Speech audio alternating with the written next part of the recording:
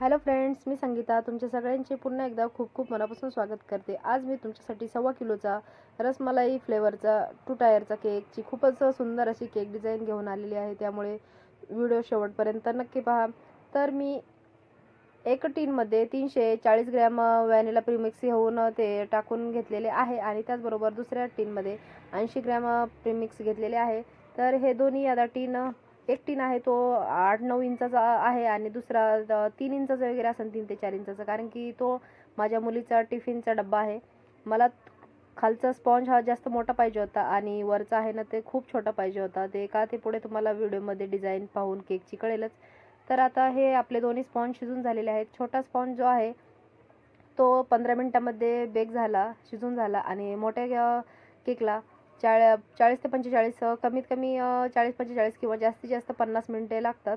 तर ते आता दोन्ही केक स्पॉन्ज शिजून घेतलेले आहेत। तुम्ही पाहू शकता की किती छान असे आपले दोन्ही केकचे स्पॉन्ज बेक झालेले आहेत।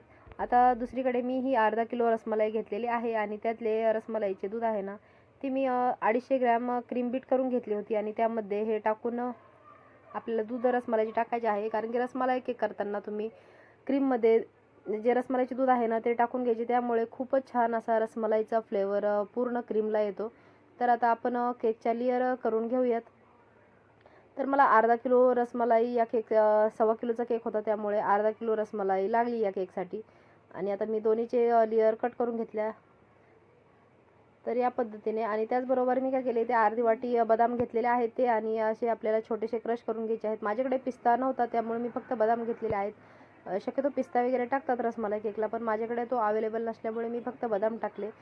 तर आता आपण रसमलाईच्या दुधाने खूप छान असा स्पॉन्ज आपल्याला सोक करून घ्यायचा आहे आणि त्याच्यावरती जी आपण क्रीममध्ये दूध मिक्स केले ना तीच क्रीम टाकून त्याच्यावरती रसमलाईचे जे बॉल आहेत ना ते थोडेसे कुस्करून टाकून घ्यायचेत आणि त्याच्यानंतर त्यामध्ये आपण जे बदामाचे क्रश केला होता ना ते बदाम पण टाकून घेतलेले आहेत। अशाच पद्धतीने आता आपण सर्व केक तयार करून घेऊ। या पद्धतीने तुम्ही रसमलाई केक तयार करा, टेस्टला खूपच छान लागतो, एकच नंबर।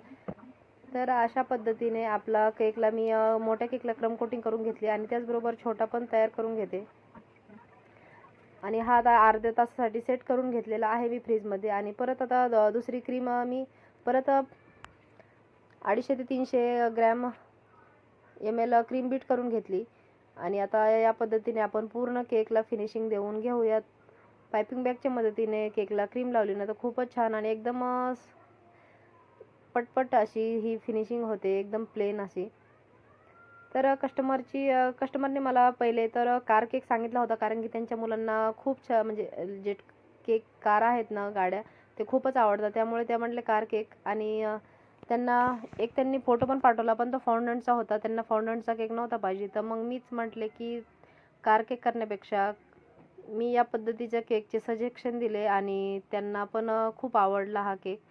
त्यांनी फोटो पाठवला मी पहिले त्यांना, तर असा केक बनवू का, तर ते म्हणले ठीक आहे बनवा। आता आपले दोन्ही केक तयार करून झालेले आहेत आणि हा केक व्यवस्थित असा आपण दुसऱ्या केकवरती ठेवून घेतला। नंतर आपल्याला आता काय करायचे, ग्रीन कलरची क्रीम तयार करून घ्यायची आहे। आपण ग्रीन कलरची क्रीम तयार केली आणि परत मी पायपिंग बॅगला पण आतमधून थोडीशी क्रीम लावून त्याला पण आणखीन हिरवा कलर टाकून आहे ना त्याला पण आपण पायपिंग बॅगमध्ये टाकणार आहोत, त्यामुळे डार्क कलर येण्यास मदत होते या पद्धतीने। आणि ग्रास नोझल टाकून घेतले आणि या पद्धतीने आता मी नंतर काय केले, ब्लॅक कलरचे न्यूट्रल जेल तयार करून घेतले आणि ते आपल्याला केकच्या बाजूने असे टाकून घ्यायचे आहे। मी न्यूट्रल जेलमध्ये थोडंसं 2 थेंब व्हॅनिला एसेन्स टाकला, त्यामुळे न्यूट्रल जेल जास्त फ्लेवर म्हणजे कडवट वगैरे लागत नाही। कलर टाकल्यामुळे काय होते की थोडंसं कडवट लागल्यासारखे होते, त्यामुळे तर असं आता आपल्याला या पद्धतीने मी व्यवस्थित असे न्यूट्रल जेल पांगून घेतलेले आहे आणि जिथे जिथे गॅप आहे ना तिथे आपल्याला असा गवत काढून घ्यायचे आहे। फोटोमध्ये होता ना सेम टू सेम तसाच केक झाला होता, 99% तर केक फोटोमध्ये होता तसाच झाला होता। आता खाली पण आपल्याला खूप छान असे ग्रास काढून घ्यायचा आहे। तुम्हाला जर ग्रास काढायचा असेल ना तर क्रीम ही एकदम हार्ड पण नाही पाहिजे आणि एकदम नरम पण नाही पाहिजे।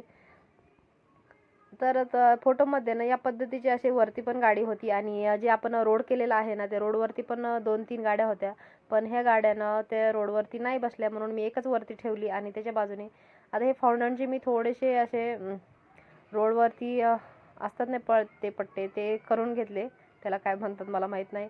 आणि नंतर फाउंडंटवरच देवांश असे नाव टाकले आणि या पद्धतीने तुम्ही पाहू शकता की खूपच सुंदर असा आपला 1.25 किलोचा केक तयार झालेला आहे. मी त्यांच्याकडून 1000 रुपये घेतले या केकचे. तुमच्या एरियामध्ये या केकचे किती पैसे मिळाले असते आणि तुम्हाला केक कसा वाटला, थोडा जरी आवडला असेल तर प्लीज माझ्या चॅनलला लाईक, शेअर आणि सबस्क्राईब केल्याशिवाय जाऊ नका. आणि असेच माझ्या व्हिडिओला सपोर्ट करत राहा. माझा व्हिडिओ पाहिल्याबद्दल खूप खूप धन्यवाद.